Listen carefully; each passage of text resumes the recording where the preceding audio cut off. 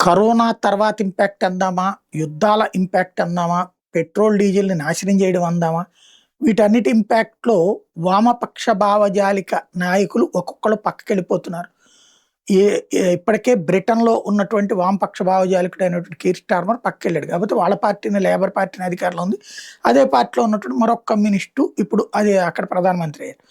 జర్మనీలో అధ్యక్షుడు Friedrich merge కూడా ఇప్పుడు రాజీనామా రేపు 10వ తారీఖుకి అతను ఏడాదే అతను ఛాన్సలర్ అయ్యి తను పక్కకెళ్ళిపోతున్నాడు. ఏంటయ్యా అక్కడ జరుగుతున్నది అంటే, ఒకటి ప్రపంచం అందరికీ కూడా వీళ్ళ ఇష్టారాజ్యంగా ఉదారవాద భావజాలంతో వీళ్ళు చేస్తున్న తప్పులు. ఇప్పుడు ఇప్పటికే బ్రిటన్‌లో స్వతంత్ర పోరాటం చేయాల్సి వచ్చింది.